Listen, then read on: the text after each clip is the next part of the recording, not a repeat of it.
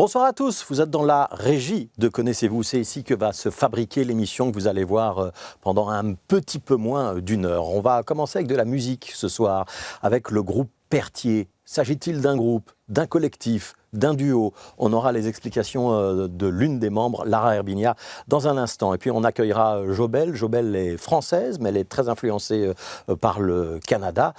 Et elle va venir présenter son album en Belgique. Ce sera notre deuxième invité. Et puis on terminera avec de la bande dessinée, avec Marie Spénal, une réflexion sur ce qu'est l'amour que nous attendons tous. En fin d'émission, le micro ouvert, c'est un Liégeois, Chris L, qui va nous rejoindre. C'est Connaissez-vous et nous sommes partis.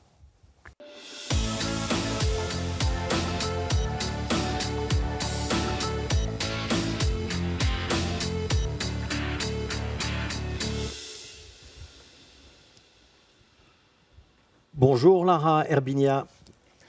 Bonjour. Vous avez combien de casquettes dans la vie? Beaucoup. Beaucoup. Beaucoup. Ouais. On peut les énumérer? Ça dépend de quelle casquette on veut parler. Alors, je suis chanteuse, photographe, prof, maman, femme, je sais pas, quelle casquette Ouais. Et ça fait beaucoup de choses à concilier ensemble ou tout ça s'harmonise facilement? Tout ça s'harmonise parce que c'est fait avec passion et puis je pense qu'il y a un fil conducteur qui est la transmission. J'ai envie de transmettre énormément et tout se nourrit. Aujourd'hui, dans ce studio, vous êtes avec quelle casquette? Ah, je suis là en tant que chanteuse et un petit peu photographe. Ouais.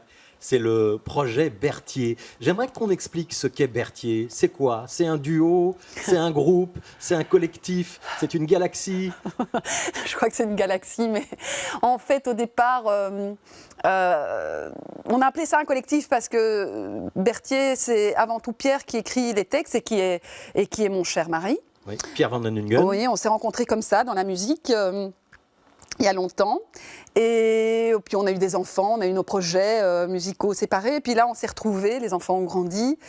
Et il écrit tous les textes. Et moi, je chante, je fais le visuel, je l'accompagne. Mais les musiciens, ce sont des gens qu'on a, au fil de nos rencontres, on a eu des très très belles rencontres. Et c'est pour ça qu'on a voulu appeler ça collectif, parce que les musiciens qui composent sur l'album ne sont pas spécialement ceux qui sont sur scène par après, pour des questions logistiques. Et c'est du partage aussi. Ouais. C'est du partage. Et la distribution a aussi changé d'un album à l'autre. Ce n'est pas toujours les mêmes musiciens qui vous accompagnent depuis le début. Non. Ouais. L'album dont on va parler, il est notamment avec un musicien français, il s'appelle Yann Péchin. On peut expliquer qui il est? Mais Yann Péchin, c'est un très grand guitariste français qui a joué avec Bachung, avec Higelin, avec Brigitte Fontaine, du milieu du rock et qui est d'une... Enfin, c'est un extraterrestre comme je les aime.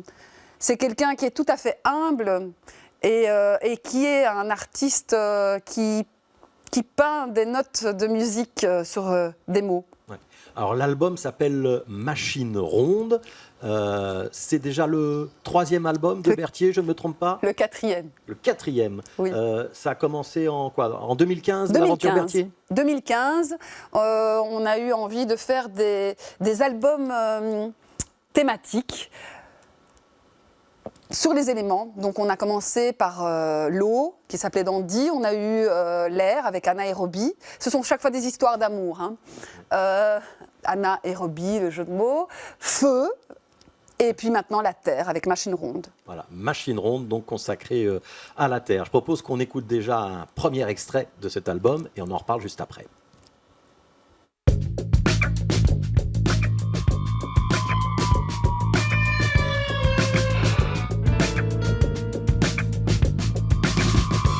avais tant d'ambition, de collagène en rayon, malgré les rustines, la gélatine des nichons. Moi j'étais vieux Voltaire, a fait ses queues par terre. Au nom de nos synapses, baby, relax. Au nom de nos synapses, baby, relax. Au nom de nos synapses, baby, relax.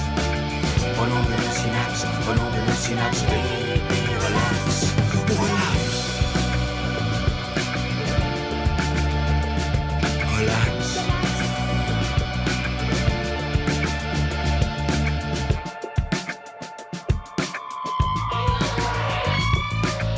On s'est cramé, immolé sur l'autel du paraître, abîmé, décalé, prêt à disparaître de ce monde abject sans lui clouer le bec. Au nom de nos synapses, au nom de nos synapses, baby, relax. Au nom de nos synapses, au nom de nos synapses, baby, relax. Au nom de nos synapses, au nom de nos synapses, baby, relax. Au nom de nos synapses, au nom de nos synapses, baby, relax. Ou relax. Relax. Loin des impossibles soumissions, courant la libre prairie, défonçant les patries, gorgé de crues, des pères raisons nues.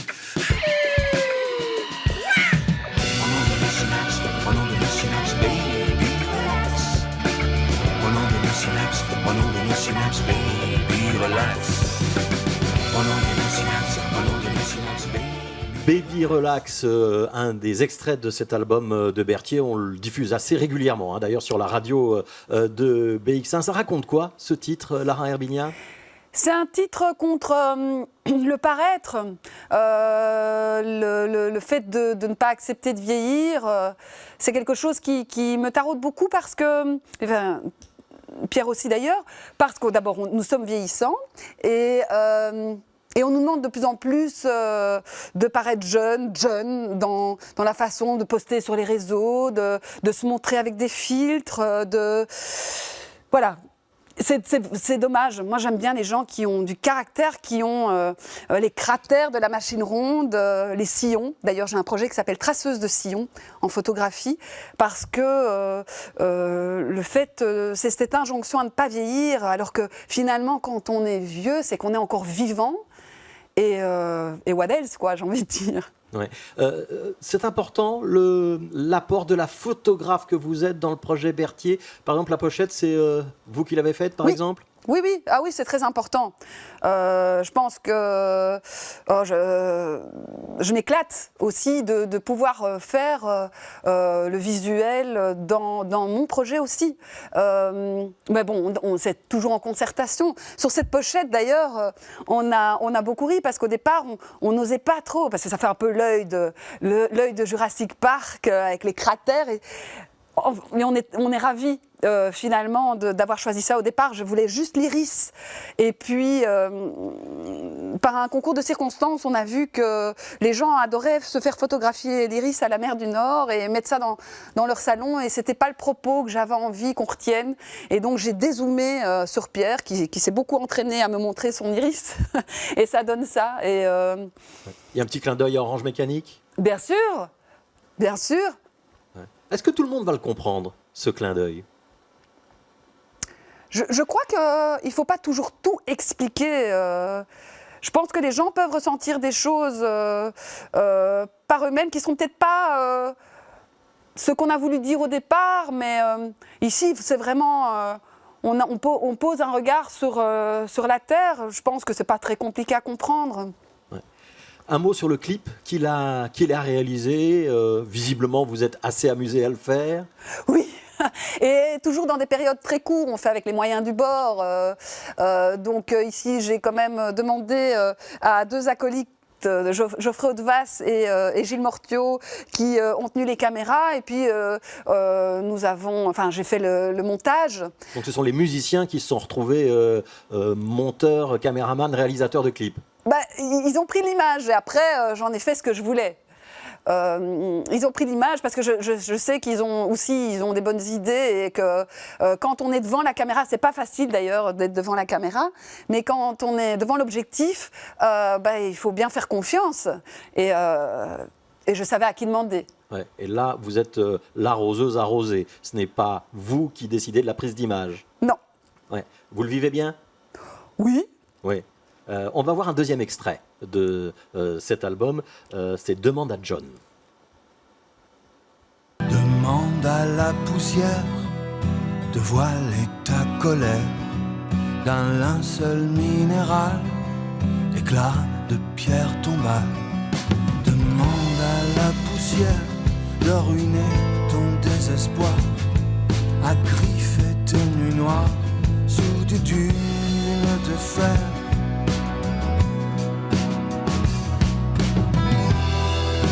Mon infanté, connais-tu fondé?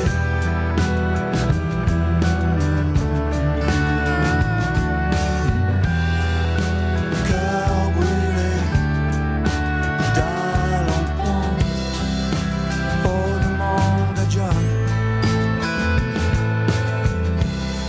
Demande à John.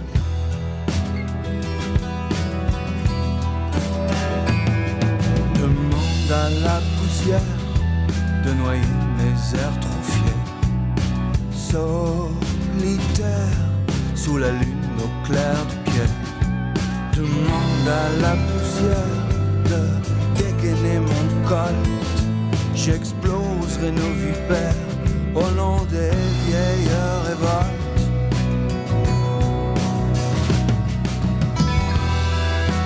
Mon infanté, connais-tu fondé?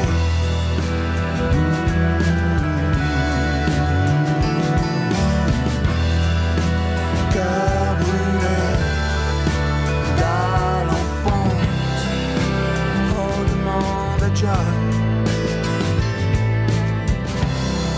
Demande à John.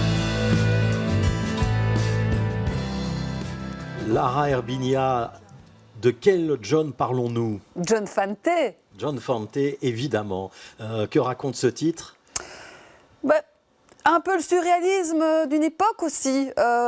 Ici, je me suis amusée à flouter des trucs débiles dans chaque image, dans chaque plan, pour un peu dénoncer. Je pense que censurer n'est jamais une bonne chose. Il faut plutôt être pédagogique et expliquer les choses. Petite Voilà. référence à ce qui se passe parfois sur les réseaux sociaux. Toujours, oui, parce que malheureusement, et je vois à quel point c'est important. Je les utilise, hein, les réseaux. Mais je pense que la société du spectacle, il faut choisir quand on se montre en spectacle, en fait. Voilà. Alors vous êtes photographe, vous êtes donc chanteuse, créatrice ici. D'abord peut-être un petit mot, vous avez la pochette à votre gauche, vous êtes contente de l'objet. C'est une sortie en CD sur les plateformes numériques évidemment, mais aussi en vinyle. Ça devient rare Il le n'est vinyle. pas en CD. Il n'est pas en CD, il est juste en vinyle. Je voulais un beau vinyle bleu avec une pochette où... Je suis très heureuse de cette pochette parce qu'il y a vraiment une collaboration avec ma fille qui a 13 ans, qui dessine super bien. Et donc voilà, on a inséré les dessins de ma fille qui sont dans la photo en Bretagne. J'adore la Bretagne. Ouais. Et c'est toujours, c'était déjà le cas lors de vos albums précédents, l'idée que Berthier, c'est un projet pluridisciplinaire. C'est pas que la musique. Oui. Ah oui, oui, oui. Là, ici, avec notre ami Lucas Racas, il s'est passé un truc formidable. Donc Lucas Racas est un réalisateur de clips vidéo notamment. Hein. Notamment, il fait du film d'animation. Et on s'est rencontrés sur l'album précédent où il nous avait fait un clip et on a, comme avec Yann Péchin, ça devient des membres de la famille. Et Yann qui a composé l'album ici, Lucas est tombé en amour de l'album quand on l'a fait écouter. Il a dit j'aimerais créer un film d'animation autour de l'album et on lui a envoyé toutes les pistes séparées. Enregistré, et là il a tout mélangé à sa sauce et il a créé un moyen métrage d'animation autour du film qu'on va présenter le 23 avril au Théâtre Marny en première partie. Voilà, donc le 23 avril au Théâtre Marny, ce sera le concert de lancement de cet album, donc Berthier au Théâtre Marny, et en première partie, ce court-métrage de Lucas Rascas.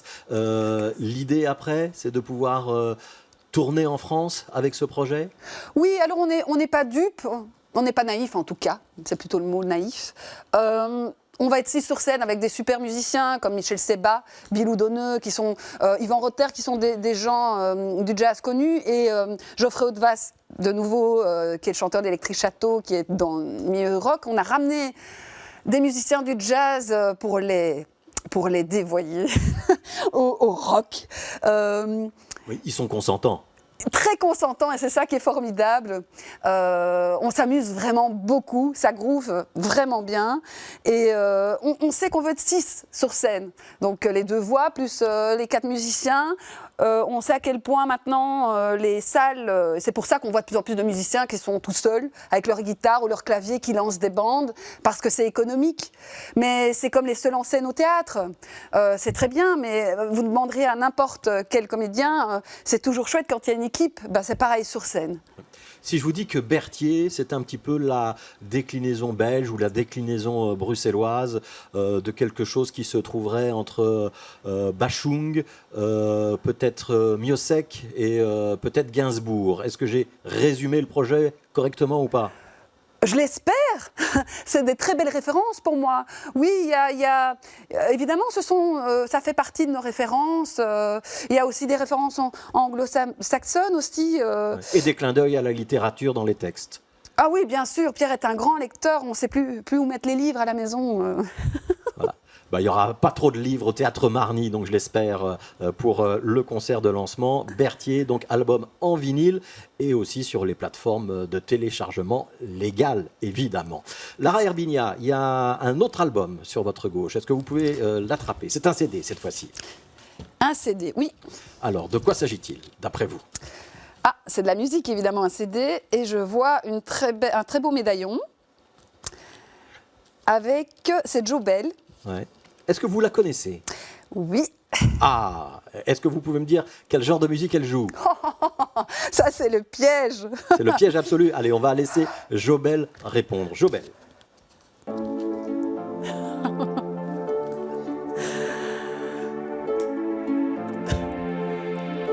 vais me retourner vers toi. Jobel, est-ce qu'on peut vous proposer de vous asseoir en face de Lara oui. pour être plus dans la sûr. conversation et lui dire donc quel est le genre de musique que vous pratiquez ? Alors c'est même difficile pour les artistes eux-mêmes parfois de décrire un peu leur musique, mais je pense qu'on peut dire que c'est de la folk, Oui, soul, j'aurais dit ça. Oui. voilà. Folk, soul. Oui. Ouais. Depuis Je combien pense. de temps est-ce que vous faites de la musique ? Alors ça fait, j'écris des chansons depuis que je suis assez jeune adolescente, je dirais. Et ça fait 11 ans que je suis montée sur scène pour la première fois et que c'est devenu mon métier. Voilà. C'est votre premier album ? C'est mon deuxième album. C'est votre deuxième album. Oui.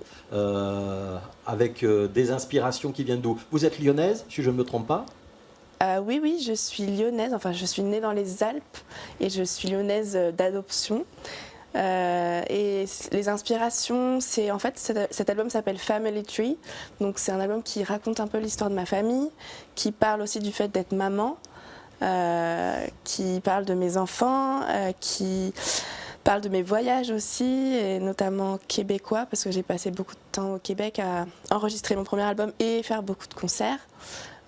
Et mes voyages aussi dans ma famille, aux États-Unis, et puis avec mes parents en Méditerranée, mes parents qui m'ont emmené naviguer quand j'étais petite, de longs mois. Donc voilà, c'est un peu tout ça. Le Québec, ça a été très important pour vous ? Oui, vraiment ça a été marquant parce que c'est là où j'ai enregistré mon premier album. Donc symboliquement, c'est un territoire qui m'a ouvert les bras et permis de commencer mon métier. Et ensuite, j'ai pu faire énormément de concerts dans un pays très loin de chez moi. Donc ça m'a vraiment aidé à me donner, me faire me sentir légitime de faire ce que je faisais. Donc j'ai un attachement très fort au Québec et à Montréal en particulier. Est-ce que c'est là que vous avez apprivoisé, découvert, intégré ce qu'on va appeler le folk ou le folk song, la culture nord-américaine de cette musique, ou ça datait d'avant ? Je pense que ça datait d'avant. Je pense que mes parents écoutaient pas mal de musique anglo-saxonne. américaine, de folk, de soul. Donc déjà, il y avait un espèce de mélange comme ça qui s'était fait dans ma construction. Et c'est vrai que d'aller au Québec, de découvrir cette dimension francophone aussi de la folk m'a vraiment marquée. Donc ça fait partie de ce disque. Oui. Alors on va écouter un premier extrait et on en reparle juste après.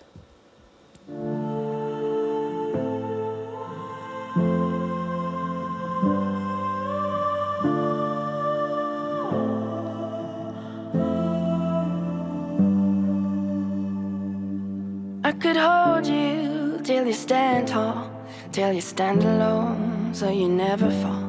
Be the compass when you get lost, when you face a wall, help you get across. I could be there in a hurry, I could be your eyes, so you'd always see only beauty in the world, only beauty in the world.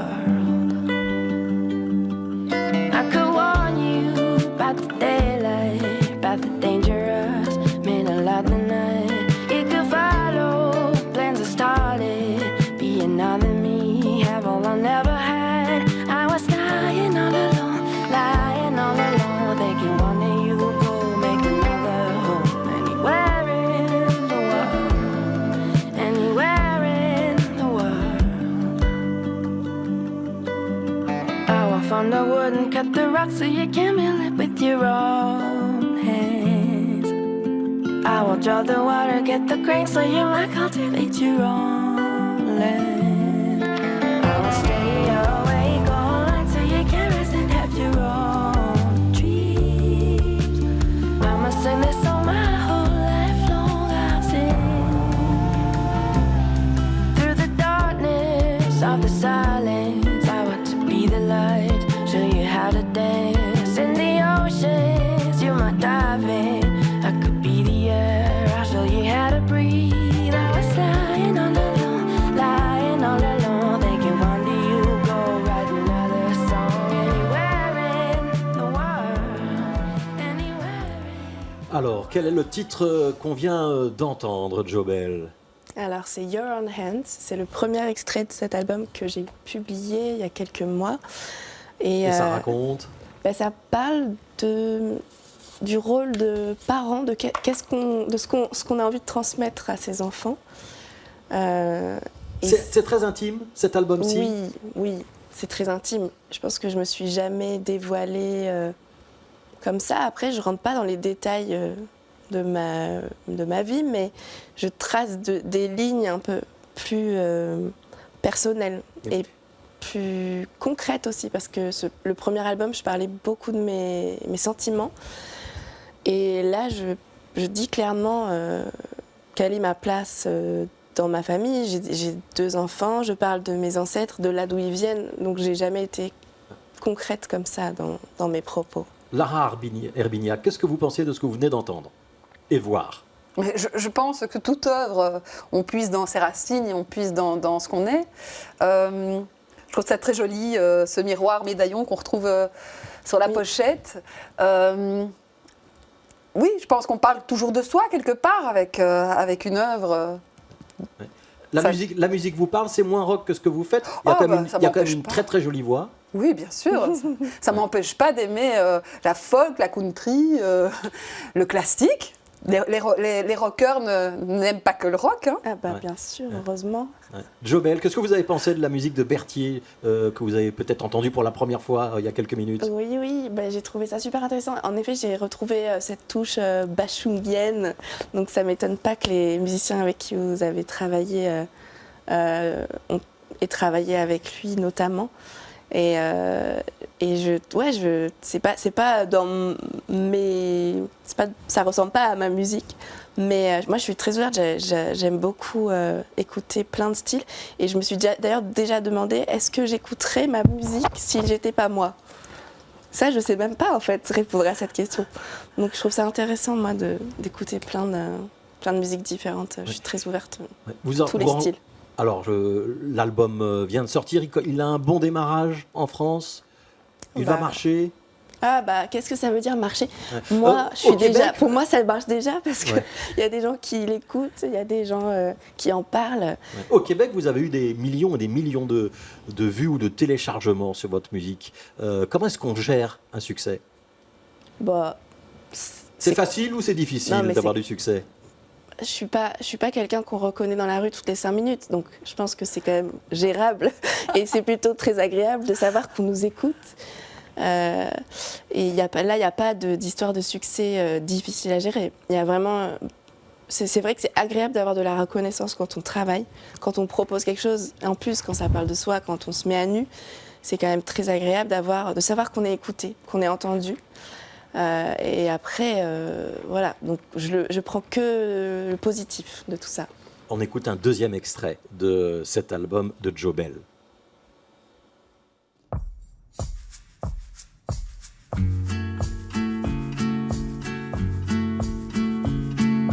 Nothing left behind but that song on the side. But that song on the side is coming wrong.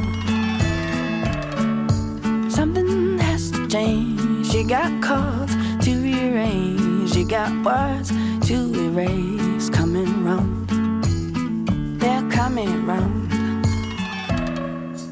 You have the right to say. You have the right to say. You have the right to say. You have the right to say. You have the right to feel. You won't forget this anyway. You're feeling high, you're feeling low. That you have the right to show. You're not alone. You've kept the secret all along. You've kept the secret all along.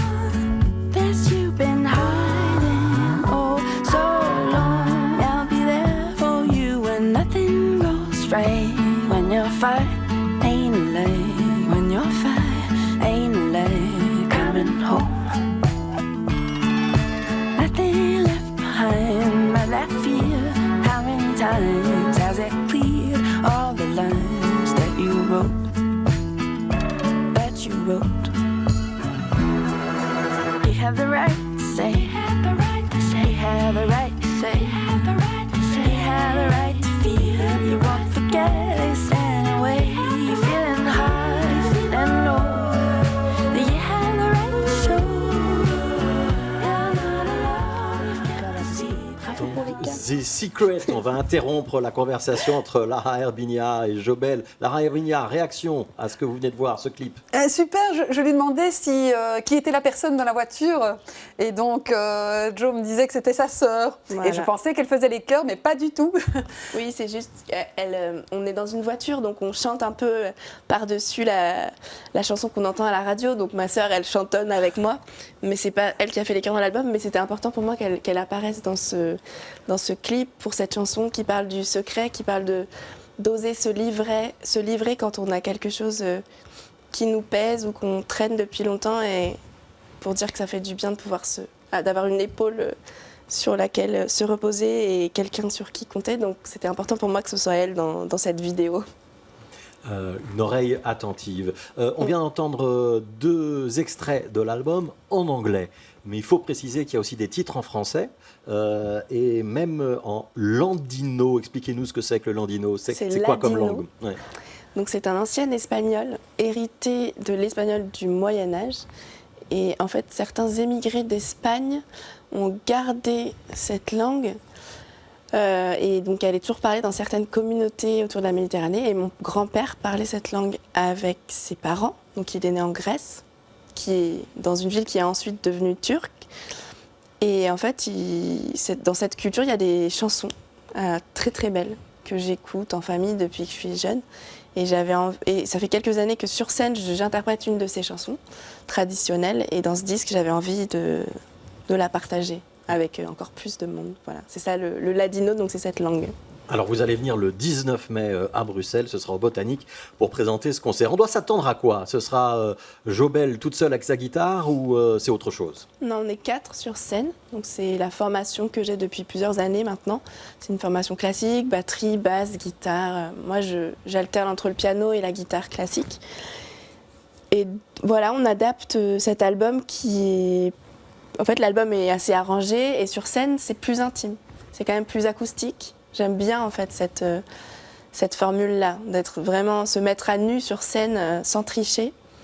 Donc voilà à quoi on peut s'attendre le 19 mai. Voilà, donc la suite, c'est au Botanique. Lara Herbinia, il y a une BD aussi à votre gauche. Oui, magnifique, plein de couleurs, très très beau. Ouais. Voilà. Je ne sais Ouais. pas où je vais la montrer. Non, on va la trouver, ne vous inquiétez pas. Ne l'ouvrez pas encore, si vous voulez bien. Regardez la pochette, enfin, regardez la couverture. Oui. Est-ce que vous pouvez imaginer de quoi ça parle? D'amour, mais est-ce que finalement tout ne parle pas d'amour? Il y a longtemps que je t'aime. Ouais. Et c'est Marie Spénal qui est l'autrice de cette bande dessinée, parue chez Casterman. On la reçoit maintenant. Je ne sais pas.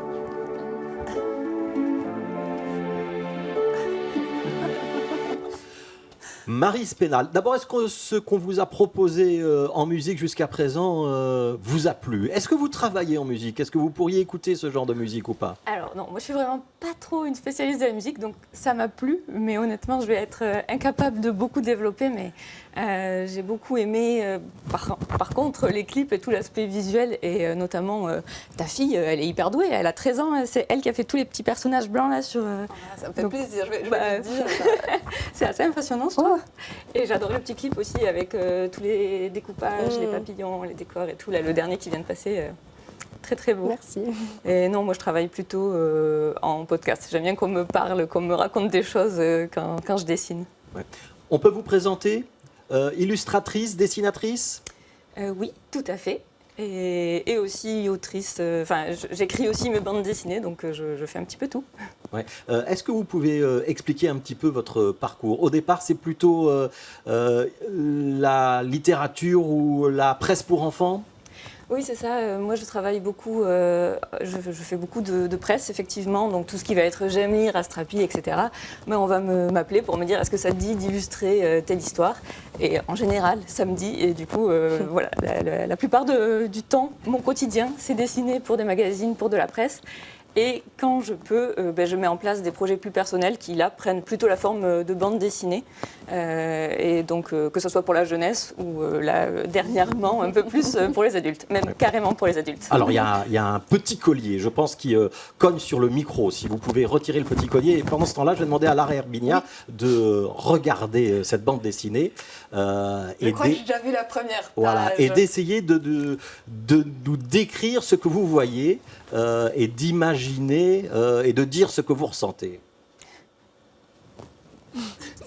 Mais j'y vois en première page quelque chose de très sensuel. La sensualité et la sensualité sans âge. Est-ce que je tape juste? Oui, j'ai fait le choix de présenter une héroïne qui est peut-être un peu plus âgée que ce à quoi on peut s'attendre. Voilà, on ne sait pas, elle a 50, 60 ans, quelque chose comme ça. Et c'est vrai qu'il semblerait que ça soit une originalité du projet, ce qui est un peu dommage quand même, parce que... Exactement. Quand même, voilà, des femmes de 50, 60 ans, on en connaît pas mal, il me semble, et pourtant... Et qui sont très sensuelles. Et qui sont très sensuelles, bien sûr. Ouais. Un mot sur les couleurs, peut-être, Lara? Des couleurs vives, beaucoup de rose, de bleu. En fait, ce sont des couleurs qui s'assument pleinement. Et aussi beaucoup de noir. Mais des couleurs vraiment... En fait, ce que j'aime beaucoup... Enfin, je tourne, c'est vraiment tous ces contrastes. C'est l'assemblage de couleurs qu'on voit. On n'imagine pas à la première Oui. lecture. Et en fait, on rentre dedans par... c'est très chaud, en fait. Oui, en fait, on a travaillé avec du rose fluo notamment, qui vient relever toutes les autres couleurs et qui vient changer un petit peu la gamme habituelle de ce qu'on peut avoir dans l'impression classique. Et du coup, tous les orangés, tous les mauves ont une teinte un peu spéciale. Et ça ne va pas passer à l'écran, mais ça vaut le coup d'aller voir en librairie, car toutes les couleurs sont un peu spéciales comme ça. Ouais. Je vois qu'elle rencontre un jeune homme, la dame. Alors, on va raconter peut-être le début de cette histoire. Marie Spénal, ça commence par un naufrage? Exactement. Donc on a Annie qui a donc voilà une soixantaine d'années on peut dire et qui se retrouve échouée comme ça sur ce qui s'avère être une île a priori inhabitée et donc isolée son premier réflexe, ça va être de commencer à se parler, mais elle ne se parle pas vraiment à elle-même. En fait, elle va plutôt parler à son mari qui était sur cette croisière avec elle. Et c'est beaucoup une histoire d'introspection où elle va repenser au couple qu'elle formait avec son mari.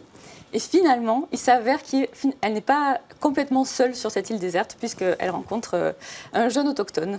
Voilà, un jeune homme, et puis on imagine ce qui va se passer ensuite, mais on ne va pas tout dire, et on va laisser les lecteurs et les lectrices découvrir la bande dessinée. Si je dis qu'on est quelque part entre la fantaisie et ce que ça peut nous évoquer, par exemple, du côté de Robinson Crusoe, et l'introspection et même la réflexion sur ce que c'est l'amour, ce que nous attendons de l'amour, et ce que nous croyons être l'amour, mais qui n'en est pas vraiment. Est-ce que j'ai bien résumé ? Oui, je dirais que c'est vraiment très bien résumé, effectivement. C'est ça, c'est un peu une histoire d'aventure. Il fallait qu'il y ait vraiment de l'aventure, il fallait qu'il y ait ce côté où on explore une île, d'où aussi l'intérêt des couleurs qui viennent vraiment apporter des choses inattendues, avec beaucoup d'ambiances différentes à chaque page. Et en même temps, c'est quand même aussi beaucoup une introspection et c'est beaucoup un voyage très, très intérieur pour l'héroïne, autant qu'une découverte de son environnement sur l'île, quoi. Oui. Alors, elle l'aime ou elle ne l'aime pas, son homme ? Ça, je vous laisse juger. Mais c'est la vraie question quand même que pose cette bande dessinée. C'est le cœur du projet, c'est de savoir est-ce qu'on est réellement dans l'amour, est-ce qu'on est dans l'habitude, est-ce qu'on est dans le confort, et comment on fait pour discerner le vrai du faux. Bah oui, et forcément, c'est plus emmêlé que ça. J'ai essayé de faire quelque chose qui ne soit pas caricatural, où à la fin, on ne se dise pas « Oh, mais le mari est juste une personne horrible » ou quoi. C'est vraiment quelqu'un qu'en tout cas, l'héroïne a aimé à un moment, pour sûr. Mais effectivement, qu'est-ce que c'est ? Il y a aussi beaucoup un discours du rôle qu'on donne, du mythe qu'on va créer, ou quand on dit qu'on aime quelqu'un, en fait, on donne un peu plus une promesse que... Enfin, c'est quelque chose qu'on promet. On promet qu'on va continuer à aimer pour un temps indéfini, plus qu'on va dire un sentiment ressenti à un moment précis aussi. Et c'était beaucoup des réflexions sur ça, sur... ce que c'est le couple, ce que c'est cet engagement, et est-ce qu'il est vraiment compatible avec des sentiments en fait, parce que ça semble finalement pas si évident que promettre des sentiments, ça soit quelque chose de très naturel et qui puisse fonctionner sur le long terme ou même moyen terme. Ouais, ce que vous écrivez, c'est quand on nous dit « je t'aime », on a la certitude, la promesse d'être unique et d'être aimé jusqu'au moment où on dit « je ne t'aime plus ». C'est ça votre définition de l'amour ? En tout cas, j'ai l'impression que c'est une définition et je la trouve pas parfaite, non. Je la trouve au contraire un petit peu... il me semble que c'est comme ça qu'on l'entend aujourd'hui et je trouve que ce serait intéressant de peut-être revenir à des choses plus simples et juste nommer un sentiment. C'est aussi une BD où voilà, l'engagement, pour moi, ça ne va pas forcément avec des sentiments, donc c'est un peu revenir sur tout ce qui va être... palpable entre guillemets. Il y a beaucoup question de sensualité aussi dans ma bande dessinée, de qu'est-ce qui se passe réellement entre deux personnes en dehors de ces mythes sur l'amour qu'on crée et qui sont un peu plus des histoires finalement que des choses qui moi me paraissent très, très réelles. Ouais. Jobel, c'est quoi votre définition de l'amour ? Oh là là là là, mais qu'est-ce que c'est que cette question ? Mais c'est hyper difficile de répondre à ça. Ah là là. Je pense que... Alors, l'amour amoureux ou l'amour... Quel amour, déjà ? C'est compliqué. Là, je pense qu'il s'agit d'amour amoureux. Donc, si on parle de l'amour amoureux... Ouais, alors moi, ça me parle vraiment beaucoup. Je ne pourrais pas sortir une définition comme ça, mais ça me parle, tout ce que tu dis. Parce que j'ai toujours eu comme ça J'ai d'ailleurs une chanson qui parle de l'engagement et de la difficulté à s'engager et qui s'appelle Nono d'ailleurs, qui dit non, je veux pas.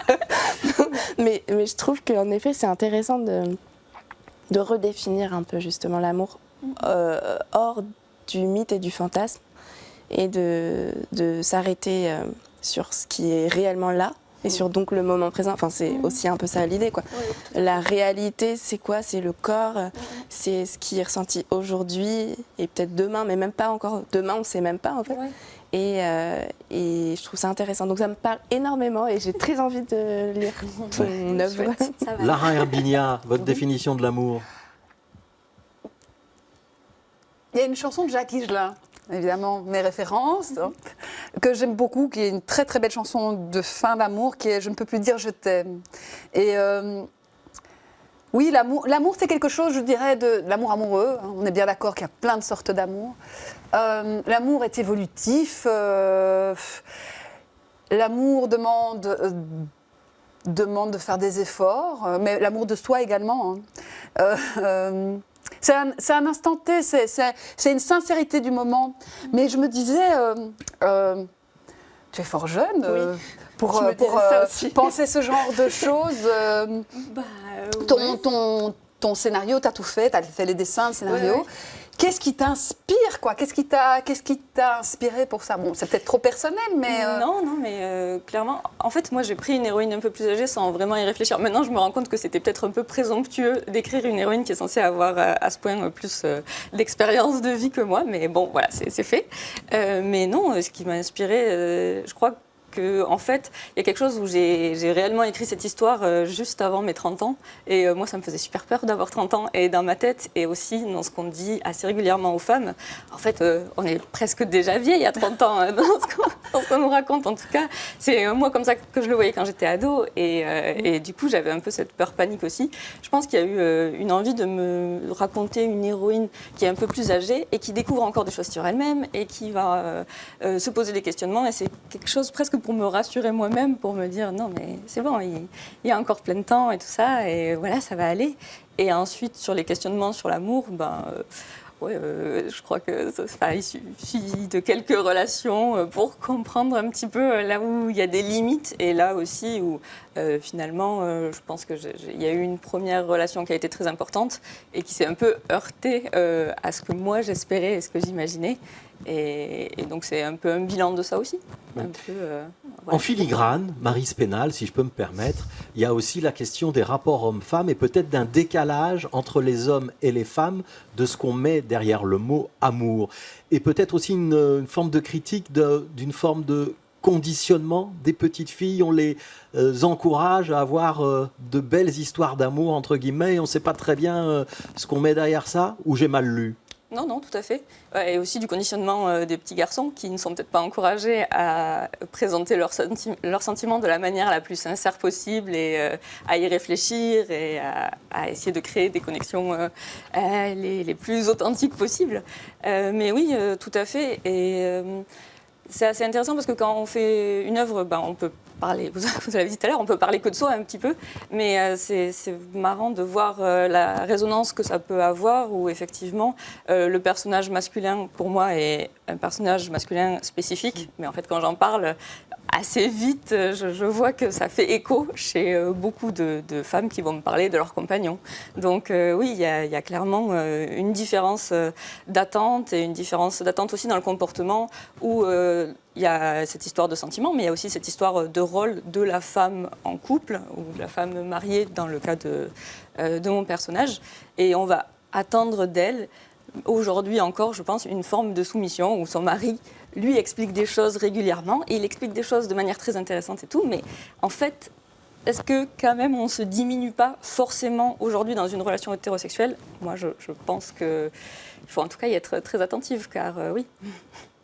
On va redire un mot quand même de votre style et on va peut-être revoir les images. Il y a très peu de texte en fait. Enfin, il n'y a pas beaucoup de texte dans cette bande dessinée. C'est une volonté délibérée ? Moi, c'est ce que j'aime quand je lis. J'ai pas une capacité d'attention très longue, donc il me faut des phrases courtes. Et aussi, je crois qu'il n'y avait pas besoin. Elle est quand même beaucoup seule sur cette île, donc il faut qu'on ressente un petit peu la solitude avec elle. Il faut qu'on passe du temps sur cette île. Et le texte passe beaucoup par la voix off, en fait, par du coup ce qu'elle se dit à elle-même, ou plus exactement ce qu'elle dit à son mari supposé qu'elle a dans sa tête. Et donc, ouais, moi, je trouvais ça...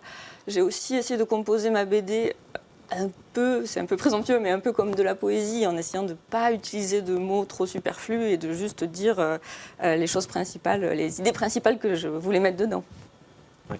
Est-ce que ça pourrait être une chanson, ce scénario de BD, Jobel, Lara Arbinia ? Est-ce que vous pourriez l'adopter, ce synopsis, et le transformer en 3-4 minutes avec de la musique derrière ? Mais complètement. C'est des dessins où où je trouve transparaît la sensualité vraiment fort. Et évidemment, c'est très parlant. C'est vrai qu'il n'y a pas besoin de beaucoup de mots. Tu as réussi à capter en une planche. On comprend ce que tu veux te dire. Merci beaucoup, merci beaucoup. Et on va signaler qu'à la fin, il y a un rebondissement auquel on ne s'attend pas du tout. Et donc, ça encourage à lire cette bande dessinée. Je voudrais, Marie Spénal, qu'on parle un petit peu du reste de votre travail. Vous continuez la littérature jeunesse ? Oui, là je travaille sur une autre bande dessinée pour enfants, à vrai dire, qui va se passer. C'est une petite fille et son chat qui vont fêter Noël, mais en n'ayant pas très envie de fêter Noël. Voilà le pitch pour l'instant. C'est facile de passer d'un lectorat adulte à un lectorat enfant, où les codes sont très très différents pour vous? Alors, il y a un peu plus de pénis en gros plan dans mes BD pour adultes, mais sinon, c'est pas si difficile de passer de l'un à l'autre. Moi, je mets plein de couleurs partout, quoi qu'il arrive. Et voilà, juste, c'est des questionnements différents.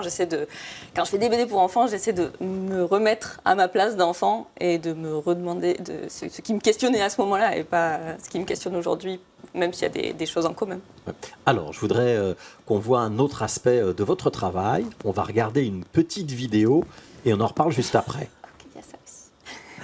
Hello, il y a quelques jours, PewDiePie, un des plus gros youtubeurs du monde, a sorti une vidéo où il explique qu'il a dessiné pendant 100 jours d'affilée dans le but de s'améliorer. Je suis illustratrice, c'est mon métier, j'adore dessiner, j'adore progresser en dessin, et du coup c'est le genre de truc qui me passionne et j'ai trop envie de voir en fait son processus, est-ce qu'il a vraiment progressé ou pas, et aussi peut-être de vous donner un peu mon avis sur ce que je pense de sa technique, de s'il fait les bonnes choses pour progresser de manière optimale ou pas, selon moi en tout cas. Je me suis dit que ça serait marrant de regarder ça ensemble, donc c'est parti.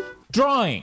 It's hard. So in my last video, I decided to try and practice drawing every day for 30 days. Donc il commence par nous expliquer qu'il avait déjà fait une première vidéo après les 30 premiers jours et qu'il voyait déjà un gros progrès. C'est que son dessin au début est assez neutre et après il devient hyper manga. Alors en fait, je vais pas vous mentir, je connais pas très bien PewDiePie, c'est juste que c'est un peu leur Squeezie là-bas. Donc j'avais pas tant d'a priori, mais c'est vrai que je me serais pas dit qu'il allait se diriger vers ce style malgré tout. I drew every day for 100 days. Franchement bravo, parce que même les gens dont c'est le métier ne dessinent en réalité pas tous les jours. Donc avoir tenu 100 jours d'affilée, bravo, belle performance. Alors Marie Spénal, vous êtes youtubeuse? Mais oui, vous dévoilez ma vie cachée, mais oui, je suis youtubeuse aussi. C'est la critique d'un autre dessinateur, de quelqu'un qui essaye de devenir dessinateur. C'est pas si facile comme exercice. C'est pas quelqu'un qui essaie de devenir dessinateur, c'est un des plus gros youtubeurs au monde qui s'est dit allez, je me mets au dessin et j'essaie de progresser. Et du coup, c'est vrai que j'en sers de support pour donner des conseils sur moi, en tout cas comment je vois le dessin, etc. Je suis suivie par beaucoup d'étudiants, d'étudiantes en art et je trouve que c'est cool d'avoir un espace comme ça où on parle de vraiment le dessin et une vision qui est à la fois pas complètement technique et qui est ma vision à moi finalement. Et donc voilà. Vous aimez bien cet exercice de parler face à la caméra et de trouver un autre public et de pouvoir parler de plein de choses, y compris de votre travail? Oui, alors normalement c'est moi qui gère ma caméra et tout, donc là c'est un exercice encore un peu différent d'être ici, mais par contre ouais, moi j'aime bien filmer, c'est chouette. Et puis là c'est une vidéo où je suis face à la caméra et j'explique des choses, mais beaucoup sur ma chaîne c'est moi qui raconte ma vie et j'aime bien raconter ma vie, j'avoue que ça m'amuse pas mal. Ouais. Vous avez parlé de cours. Lara Herbignac, je sais que vous donnez cours et que Pierre Van Ningen donne cours aussi, il est enseignant. Vos étudiants, ils connaissent le groupe Berthier, oui. Ils savent que c'est vous et ils vous en parlent ou pas?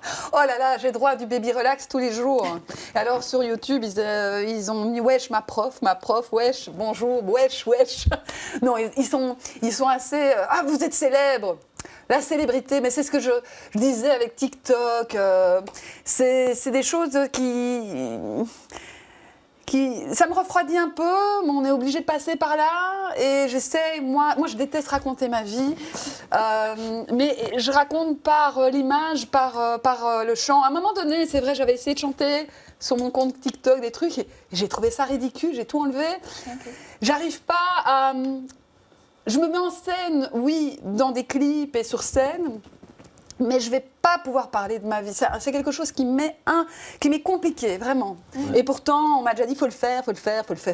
Pourquoi? Je crois que si tu as envie de le faire, tu le fais. Si tu n'as pas envie de le faire, tu ne le fais pas. Et il faut surtout arrêter de dire aux gens qu'il faut le faire. Voilà. Moi, je suis d'accord. J'ai jamais eu de journal intime non plus. Peut-être que tu as eu un journal Ah oui, intime. oui, moi je tiens des journaux depuis. Il y a un truc de ça, voilà, peut-être. Jobel, les réseaux sociaux, vous y êtes c'est important ou il faut les fuir?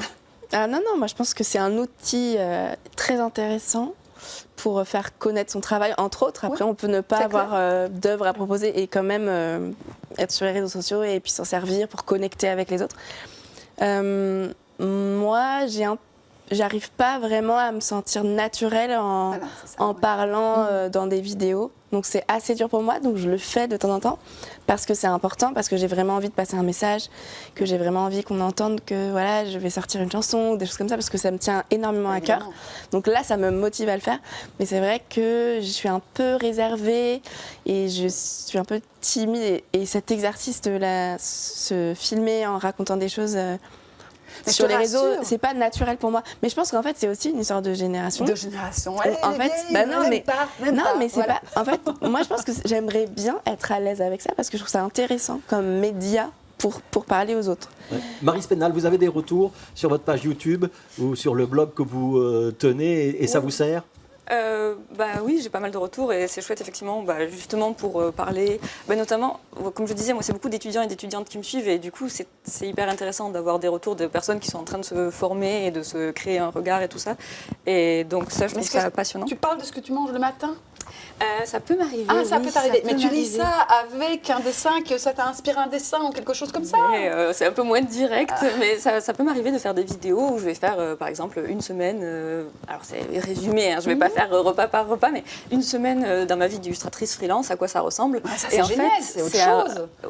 Oui, C'est lié mais au en fait métier. c'est parce que ma vie est très liée à mon métier, mais bon voilà, donc forcément quand je raconte ma vie, je raconte mon métier, et c'est aussi ça qui intéresse les personnes qui me suivent, c'est de voir concrètement ce que c'est cette vie de personne qui dessine toute la journée et qui en a fait son métier. Donc voilà. Oui, Et pour- en fait, moi, ce qui me dérange, je m'exprime mal, hein, parce que ça, évidemment, je comprends très bien, mais je me sens très très mal à l'aise avec les gens qui expriment leurs émotions en pleurant, en se filmant en pleurant.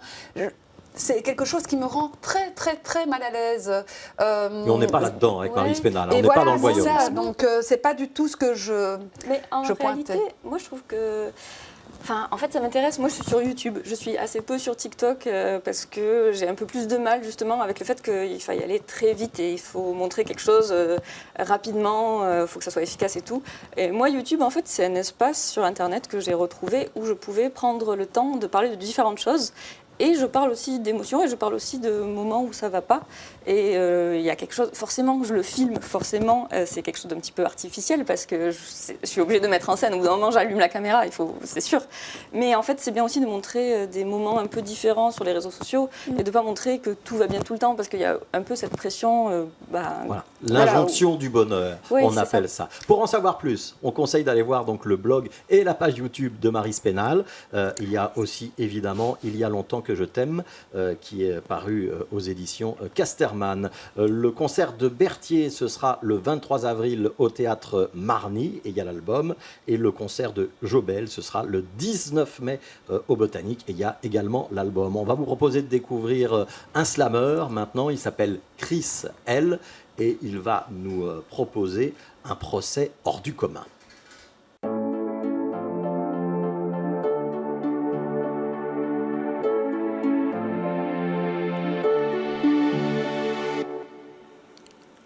C'était un procès hors du commun. Dans la salle, tout le monde se ressemblait. Évidemment, c'était un détail qui échappait au juge. Forcément. Il était aveugle. Il ne croyait pas en ce qu'il voyait. Il se référait à ses sens d'équité.